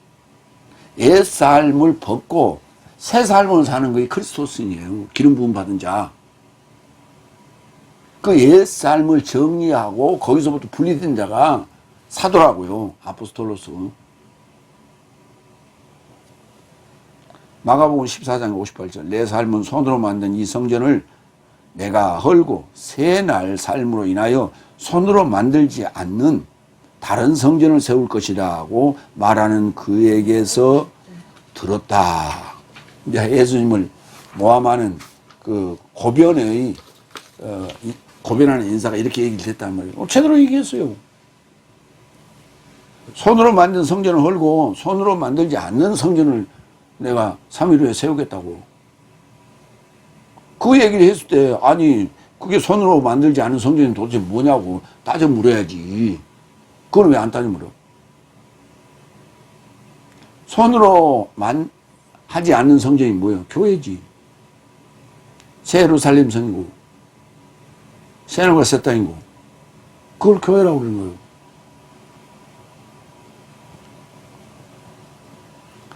미국 목사들은 강단에 서서 성도들 회중을 향해서 이렇게 얘기한대요. 하이 교회 그런데 헬로 교회 그런데 헬로 에클레시아 그런단 말이에요. 그러니까 성도 여러분 안녕하세요 이게 아니고 성도 여러분이 교회예요. 교회 여러분 안녕하세요 이렇게 얘기한다. 좀 배워야 돼요. 한국 목사들. 갈라디아서 6장 15절. 왜냐하면 그리스도스 예수 안에서 할례도 어떤 힘이 없고 무할례도 어떤 힘이 없고 오로지 새로운 창조물이 이 힘이 있다. 그러니까 갈라디아서 6장 15절에서 말하는 이 할례는 육체적 할례를 지금 얘기하는 거예요. 신명기 구약 좀 보자고요. 구약에서는 할례를 뭐라고 했느냐. 신명기 10장 16절. 그러므로 너희는 마음의 할례를 행하고 다시는 목을 곱게 하지 말라. 마음의 할례를 어떻게 마음의 가죽을 어떻게 벗겨요? 마음의 가죽을 무슨 수로 벗겨요? 이 영적인 얘기를 해담아 신명기에서. 신명기 30장 6절. 내 하나님 여호와께서 내 마음과 내 자손의 마음에 할례를 베푸사 내게 마음을 다하여 뜻을 다하여 내 하나님 여호와를 사랑하게 하사 네게 생명을 얻게 하실 것이다. 그러니까 마음과 뜻을 다하여 여호와를 사랑하는 이 여호와를 사랑하는 게 뭐예요? 여호와 결혼하는 거예요.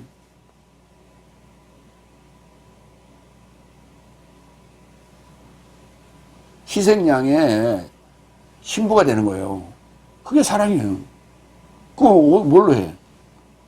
마음으로 하는 거예요. 마음으로. 영적으로.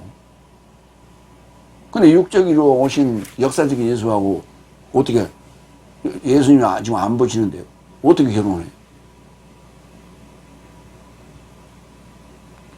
그러니까 첫 단추부터 다섯 날 교리는 기존 교리는 잘못됐어요. 첫 단추를 잘못 끼웠어. 그러니까 다 틀어졌어. 아니 지금 2000년 동안 성경을 연구했는데 7날도 모르는 7날도 언급을 안 하는 이런 인사들이 있으니 그 무슨 성경 연구라고 그래. 마리아가 무슨 뜻인지도 모르고.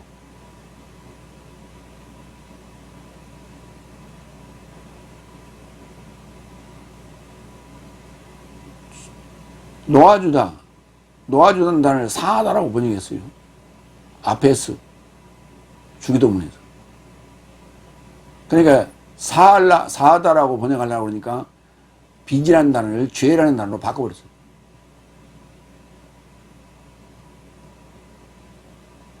빚진 자를 놓아주는 거지 어떻게 빚진 자를 사해줍니까?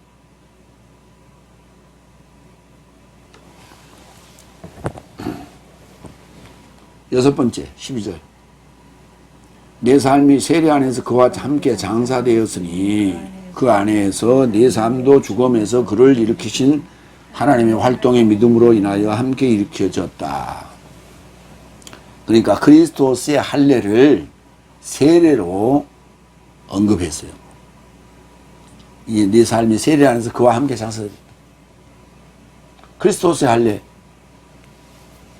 그 표피를 마음의 할례 표피를 제거하는 거가 뭐냐? 그 가죽, 마음을 덮고 있는, 감추고 있는 속임으로 점철되어 있는, 욕망으로 점철되어 있는 이 마음의 가죽을 활짝 열어 제치는 거예요. 활짝 열어 제치는 거예요. 어둠에서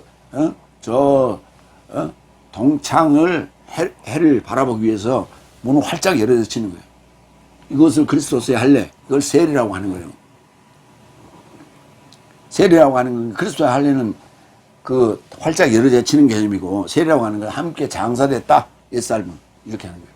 그러나 개념은 같은 거예요. 장사됐다, 함께 장사됐다. 쉰이 붙었죠. 접두했어요. 따부터, 쉰 따부터. 이제 장사됐다, 매장됐다 이렇게 표현했는데, 유대 장례 보면 매장이 아니잖아요. 요즘은 또 매장도 합니다. 그런데 굴 안에, 동굴 안에, 가족묘에 거기다 관현땅을 넣어서 그냥 보관하는 거예요. 이게 장사였다. 이렇게 표현한 게 맞겠죠.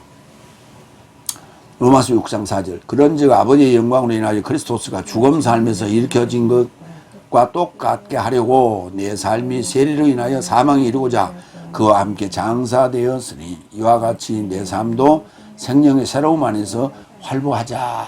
그렇죠. 새로움으로 활보하는 거예요. 장사 지내고. 옛 삶은 장사 지내고. 그래서 물을 건넌다는 것은 홍해의 물을 건너고 요단강의 물을 건너는 건 그 뭐예요? 옛 삶을 장사 짓는 거예요. 우리 목욕한다는 이 세례가 이게 목욕하는 개념이에요. 물로 씻는다는 얘기죠. 뭐예요? 목욕탕에 가서 물로 씻으면 뭐예요? 물로 씻으러 가요? 떼뱉기로 가죠. 그건 낡아 빠진 세포를 때로 다 벗겨버리는 거예요. 그래서 목욕하고 나오면 어때요? 개운하잖아요. 묵었던 때를 벗겨내고 나니까 개운하죠. 몸도 가볍고 마음도 가볍고 그렇잖아요.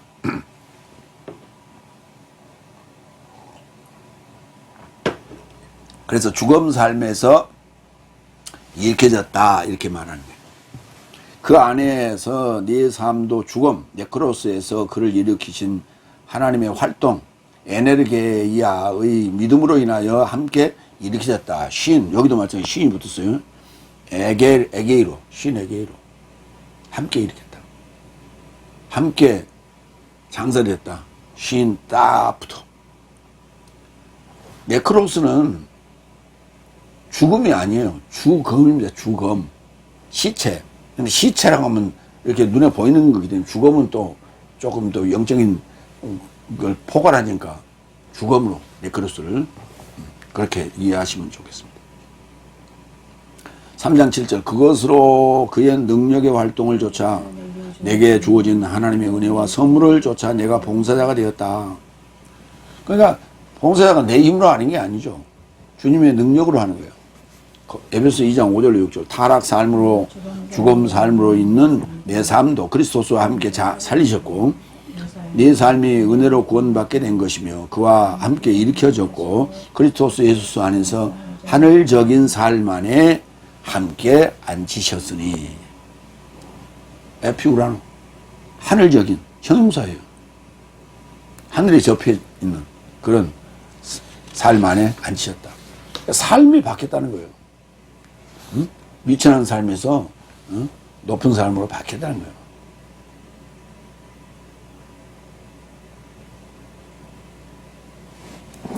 세 번째 골로새서 2장 13절 15절 자필 증서를 칙령으로 지우시고 십자가에 못 박으시고 중심에서 제거하셨다. 수술 완전히 끝난 거예요. 이제 살 수 있어요. 7번째 13절 그리고 내 삶의 타락sam과 육체인 무할례 안에서 죽음으로 있는 내 삶을 그가 저와 함께 살리시고 내 삶에게 타락삼 모두를 은혜 베푸시고 그러니까 구약에서는 할례냐 무할례냐를 구원 받을 수 있는 상태냐 아니냐를 구분하는 거예요. 그러니까 할례를 내가 받겠습니다라는 건 그건 유대인에게만 할례를 행했죠. 그러나 이방인에게도 할례를 한다는 얘기는 유대인으로 사는 게 아니라 유대적 사고를 할 수 있도록 구원받을 수 있는 여건을 마련하는 거예요. 여건을 마련하는 거예요. 그게 구약에서는 할례로, 지금 현대에 와서는 세례로 그게 구원받을 수 있는 여건이 조성된 거예요. 그게 무할례. 그러니까 이방인들은 지금 무할례 상태고 교인들은 지금 할례 상태다 이렇게 보시면 돼요. 그러나 아직 영적 할례인 그리스도스의 할례는 받지 않았단 말이에요. 그걸 받아야 되는 거예요. 그리고 내 삶의 타락, 파라 푸토마, 곁길로 가는 거예요. 곁길로. 그게 타락이지 범죄가 아니에요. 타락.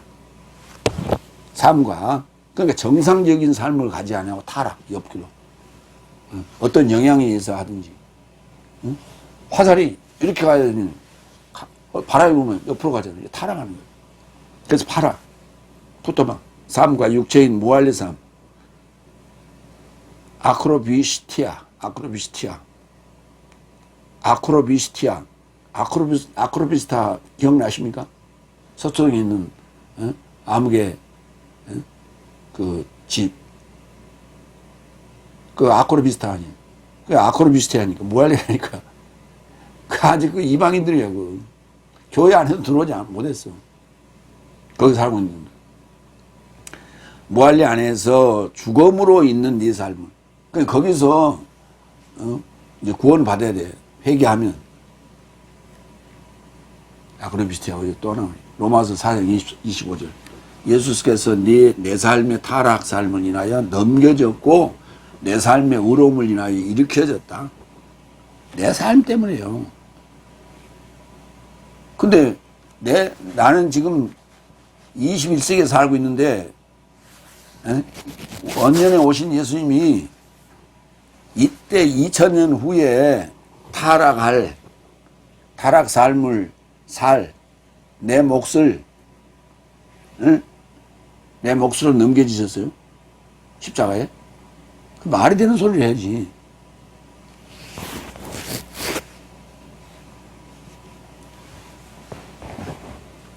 이건 소급 적용이 될 수가 없는 거예요. 근데 그걸 믿으라고, 믿기만 하면 된다고. 참 희한한 법칙이에요. 그러니까 이놈의 다섯날 기독교인들은 못할 소리가 없어. 별 소리를 다 해. 하나님 법도 지가 마음대로 무시해버리고, 있는 성경도 빼버리고, 번역도 이상하게 해버리고, 자기들 마음대로야. 그게 누구예요? 그게 바로 안티크리스토스예요. 그리스도스 대신 그 자리에 앉아있는 거예요, 보좌에. 그래서 지 마음대로 법도 시행하고, 불법을 자행하고 있는 거예요. 에베소 1장 7절. 내 삶이 그리스도스 안에서 그의 은혜의 부요함을 조차 타락 삶에서 노임을 그의 피로 인하여 속량을 가진다 그랬어요. 타락 삶에서 노임을 맞지. 타락 삶에서 놓이는 거예요. 내가 타락하는 이유는 내 스스로 타락하는 게 아니에요. 미혹돼서 그런 거예요. 죄의 법이 미혹되어 가지고 그런 거예요. 그러니까 그 법으로부터 그 쇠사슬을 끊어야 돼. 그러면 놓이게 되는 거예요. 죄의 법이 내 발목을 잡고 있어. 그 쇠사슬을 잡고 있어. 그걸 끊어내야 돼. 그게 노임이에요. 그게 노임. 아페시스는 해방 또는 자유 이렇게 하는 거예요. 명사는. 그의 피로 인하여 속량을 받는 거예요. 십자가에서 함께 죽어야 돼요. 속량을. 그가 저와 함께 살리시고 휘조포이에고 내 삶에게 타락산 모두를 은혜 베푸시고 카리조마이 에베소 2장 5절 타락 삶으로 죽음 삶으로 있는 내 삶도 그리스도스와 함께 살리셨고 네 삶이 은혜로 구원받게 된 것이다. 함께 살리셨다고요. 함께 살리셨어요. 둘이 함께 공동으로 그리스도스와 함께 살리셨다고. 그리스도스 2000년 전에 부활하신 예수님이 앞으로 오실 모든 타락 삶으로 죽음 삶에 이를 자들을 예수님이 부활함과 동시에 그들의 그 죽음 삶에서 함께 살리신 거예요? 말이 안 되는 소리를 해야지.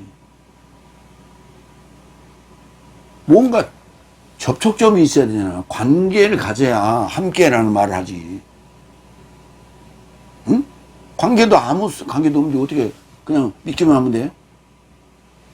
그래서 믿는 자라고 하는, 믿는다라고 하는 그 부분도 그것도 지금 홈페이지에 올려놨어요.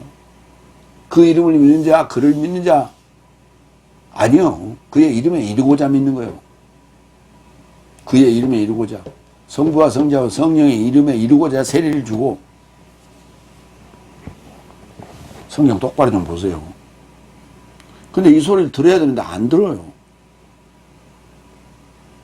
갈라디아 3장 18절. 왜냐하면 상속권이 법에서 난 것이거든 더 이상 연통에서 난 것이 아니다. 그래서 하나님께서 아브라함에게 연통으로 인하여 은혜 베푸신 것이다. 연통, 에반겔리아. 에반겔리아는 언약이 아니에요. 언약이 아니에요. 약속이 아니라 언약이나 약속이랑 같은 말이에요.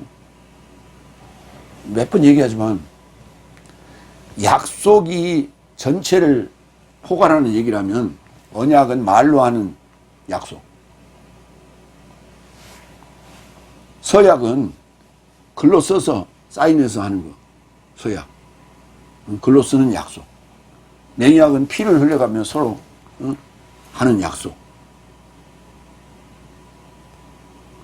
그것의 대명사가 약속이란다네요. 그럼 언약이란 말은 말로 했다는 얘기 아니에요.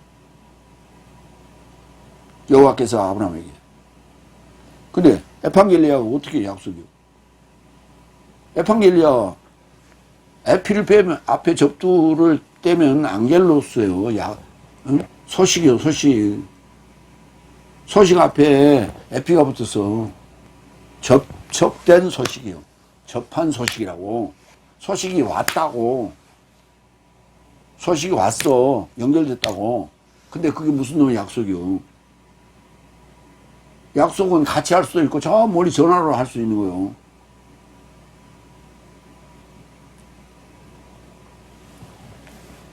이렇게 성경을 난도질을 해놨다고.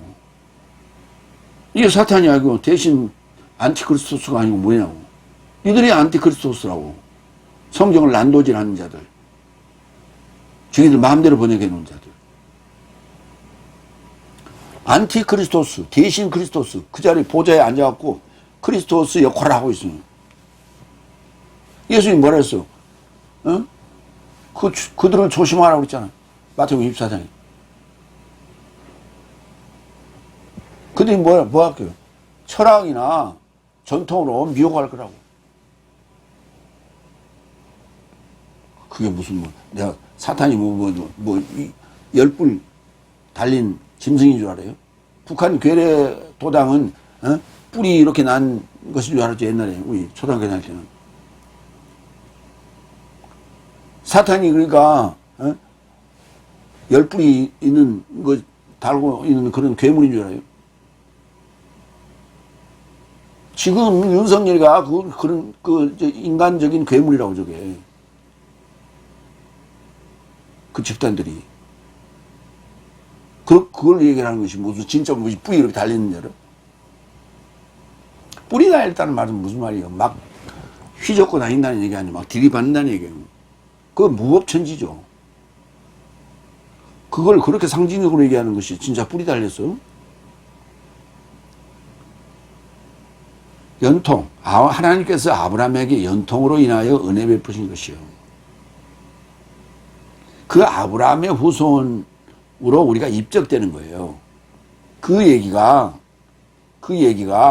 바로 마태복음 1장의 족보 얘기예요.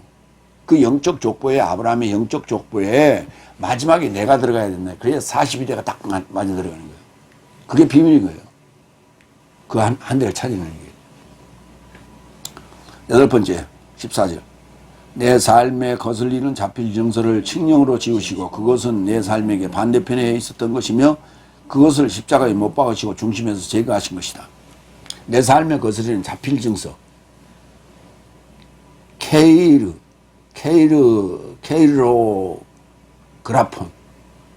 케이로그라폰.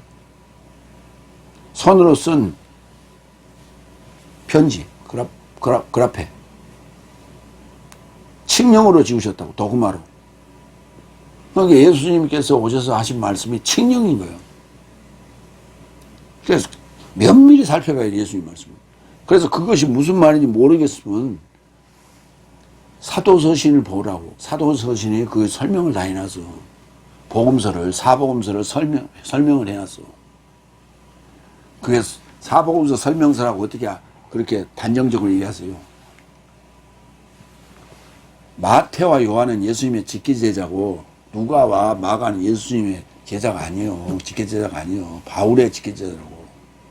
그러니까 바울은 마가와 누가에게 로마서부터 유다서까지 있는 그런 내용의 메시지를 전한 거예요. 그러고 나서 그들에게 마지막으로 로마에서 순교하면서 야 마가야, 야 누가야, 너희들의 신앙 고백서를 써라 해서 쓴 게 바로 마가복음이고 누가복음이라고. 그렇기 때문에 그걸 반대로 뒤집어 놓으면은 바울 서신이 주석서가 되는 거예요.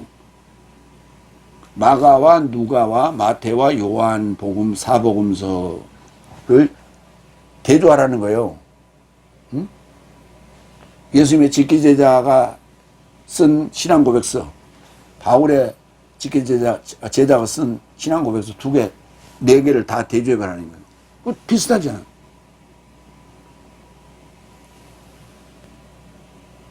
그래서 내가 신앙 고백서라고 얘기하는 이유가 바로 그것 때문에 그런 거예요. 바울은 바울 서신적인 설교를 했어요. 두 제자에게. 그런데 그러고 가시면서 너희의 신앙 고백서를 써라 했는데 마가복음은 누가복음이 나왔다니까.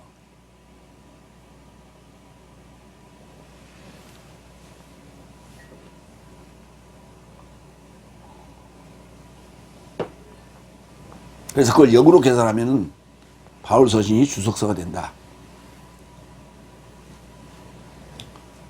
자필증서 에베소 2장 15절 16절 계명 삶의 법을 칙령 안에서 쓸모없게 하셨으니 이는 두 삶을 평화를 행하사 한 세 사람에 이르고자 자신 안에서 창조하려 하며 양편 삶을 하나님 한 몸 안에서 십자가로 인하여 저 안에서 원수를 살해하고 화해하려 하십니다. 내 안에서 한 일이라니까요. 계명 삶의 법이 뭐예요? 사망의 법이지. 사망의 법을 칙령 안에서 쓸모없게 하셨다고. 생명의 성령의 법. 생명의 성령의 법으로. 응? 쓸모없게 하셨다고. 도구마로. 예수님이 하신 말씀은 도구마예요. 칙령이라고. 그러니까 주석이 이렇게 나와 있잖아. 무슨 너무, 구약의 율법을 강화하셨어요. 걔 눈에는 똥만 보인다니까. 걔들 눈에는 그렇게 보이는 거예요. 그것은 내 삶에게 반대편에 있었던 것이에요. 휴페난티오스. 반대편에 속해 있었던 거라고. 휴포가 붙어가지고 더 완전히 이렇게 소속을 반대편으로 강화시켜놨어요. 히브리서 10장 27절. 그래서 어떤 무서운 심판의 기다림과 반대편 삶을 불의 맹렬함이 삼키려 한다. 그렇죠. 그것을 십자가에 못 박으시고 반대편에 있던 거 또 그런 타락한 삶 이 모든 것들을 십자가에 못 박으시고 스타우로스의 프로셀로 했다. 프로셀로 했어요. 못 박으시고 메소스 중심에서 제거하셨다고. 아이로 제거하셨다고. 수술하신 거라고. 암 수술한 거요. 누가복음 14장 27절. 자신의 십자가를 짊어지지 않고 내 뒤에 오는 어떤 이도 내 제자됨이 불가능하다. 각자에게 십자가를 왜 지고 오라고 그래? 나랑 함께 십자가에 죽자 이 얘기예요. 뭔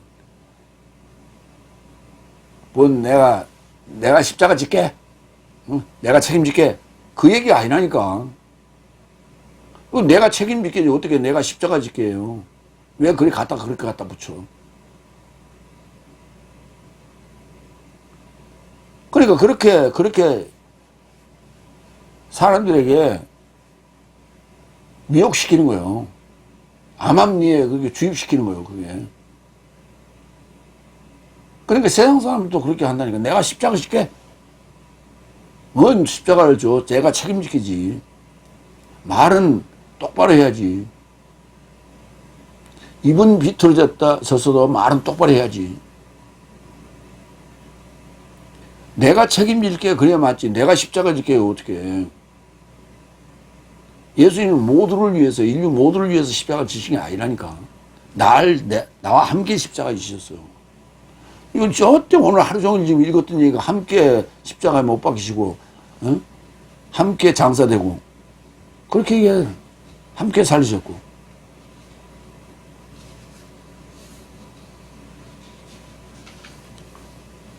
누가복음 14장 27절. 자신의 십자가를 짊어지고 지지 않고 내 뒤에 오는 이는 어떤 이도 내 제자들이 불가능하다 그랬죠. 고린도전서 1장 17절로 18절.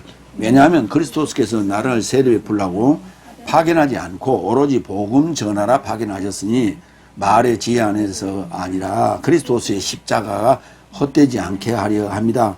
왜냐하면 십자가의 말씀을 멸망하는 삶에게는 미련함이나 구원받는 내 삶에게는 하나님의 능력이다. 그러니까 이건 솔직함이지. 이건 미사오가 필요 없어요. 수식어가 필요 없어. 그런 철학적이고 전통적인 얘기가 여기에 끼어들 필요가 없다고. 사실 그대로 진실을 얘기하는 게 그게 진리인 거예요. 사실 그대로를 진실로 얘기하는 게 그게 솔직함이에요. 누가복음 22장 36절. 그런즉 그가 저 삶에게 언급하시되 오히려 이제는 가진 자는 주머니를 제거하라. 이게 아이로예요. 주머니를 제거하라고. 가진 자는 주머니를 제거하라. 배낭도 같은 방식으로 제거하고 갖지 못한 자도 그의 겉옷을 팔고 검을 살 것이다. 그건 말씀, 성령의 말씀이에요. 성령의 말씀을 준비하라는 거예요. 거칠애가 아니라는 거예요. 거칠애가 아니라는 거예요. 응? 양복 있으면 양복 입고 잠바 있으면 잠바 입고 나와 설교하면 돼. 꼭 가운 입고 여기 하얀 거 입으면 하고, 응? 그 목사 티내고 그럴 필요 없다는 거예요. 그러니까 주머니를 옛날 우리 조선시대에 보면 주머니 차잖아요. 이렇게 전대. 어? 전대를 이렇게 보이도록 이렇게 탁 차갖고 흔들고 다니잖아요. 이렇게. 나는 돈 있다. 이렇게 표시하고. 사극에 보면 그게 나오잖아. 그거 그 돈 있는 채 하지 말라는 거예요. 그걸로 가지고 네 자신을 과시하지 말라는 거예요. 어? 배낭도, 배낭을 맸다는 얘기는 무슨 말이야? 나는 여행자다. 자유로운 영혼이다. 이런 얘기 아니야. 거기 배낭에 비어있으면 무슨 뭐가 차 있는 거예요. 그 주머니에는 돈이고, 여기는 물건 집어넣는 거 아니야. 그거 다 제거하라는 거예요.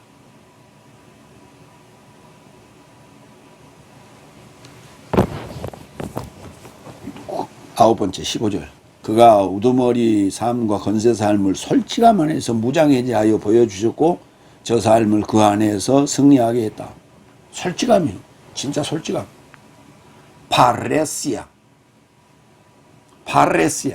솔직함이에요. 무장해제했다. 아페크디오마이. 아페크디오마이. 무력화했다 또는 무장해제했다 이렇게 말할 수 있어요. 사도행전 4장 31절. 그리고 저 삶이 간구하자 그 안에 공동회합된 장소가 흔들리게 되었고 전체 삶이 성령에게서 채워졌다. 그리고 저 삶이 솔직함과 더불어 하나님의 말씀을 발표하더라. 솔직하게 했다고. 서기관 바리새인 장로들 같이 뒤통수 치고 속이고 그렇게 하는 게 아니고 빙빙 돌려서 하는 얘기가 아니라 솔직하게 얘기했다고. 뭘 담대하게 얘기를 했어요. 그럼 담대하게 하는 것은 큰 소리로 얘기하고, 그러니까 우물쭈물 얘기한 거는 뭐 담대하게 얘기한 거 아니고? 그 무슨, 담대하게 얘기했다니 큰 소리로 얘기했다 그렇게 쓰면 돼요. 근데 그게 아니잖아. 솔직함과 더불어 하나님 말씀을 발표하더라. 그 솔직함에 사람들은, 감동됐다고. 솔직함에. 우리 그렇잖아요. 교회 간증을 하더라도 솔직하게 간증을 하면 그 감동되잖아. 골로새서 3장 9절. 네 삶이 서로에게 거짓말하지 말라. 옛사람은 그의 행실과 함께 벗어버리고. 옛사람은 거짓말한다고. 속이기 위해서 거짓말하는 거예요. 자신을 캄프로치하고 자신을 커버하기 위해서 거짓말하는 거예요. 그게 옛사람이에요. 이게 그냥 우리 학교 다닐 때 어렸을 때 그 자존심 때문에 하는 그런 거짓말 그런 것은 그건 일시적인 거예요. 일시적인 거. 성경대로 안 가르치는 게 거짓말이라고. 나는 모르고 했습니다. 그거 거짓말이에요. 그러니까 그건 미혹되었다고 당신이. 뭔가를 찾으려고 하질 않았어. 눈 감고 살았다고. 그건 자랑이 아니요. 저 삶을 그 안에서 승리하게 했다. 뜰이 안 비워 했다고. 승리하게 했다고. 고린도후서 2장 14절. 그러나 그리스도 안에서 내 삶으로 항상 승리하게 하시는 자와 모든 곳 안에서 내 삶으로 인하여 그리스도의 지식의 냄새를 드러내시는 하나님에게 은혜이다. 은혜이다. 드러내는 거예요. 지식의 냄새를 드러내는 거예요. 이건 속일 수가 없잖아. 아니 오늘 점심 먹으려고 갈치조림을 했다고. 그걸 냄새를 어떻게 막어. 이게 드러냄이에요. 이게 솔직함 아니에요. 당연히 갈치조림을 하면 갈치 냄새가 나는 거예요. 고등어 냄새가 나는 게 아니라고. 고등어 조림할 때 그 양념 그대로를 갈치조림에 썼어요. 그런다고 해서 고등어 조림 냄새가 안 난다니까. 갈치조림 냄새 나지. 그 솔직함이요. 근데 그걸 감추고 있다 거짓말이라고. 마무리합니다. 내 삶은 세상의 초등학문을 따라 철학과 인간 삶의 전통을 따르는 자를 살피라.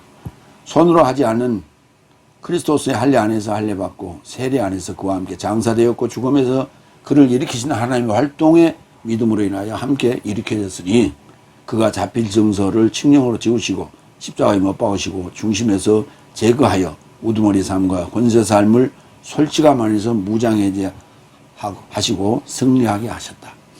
아멘. 기도하겠습니다.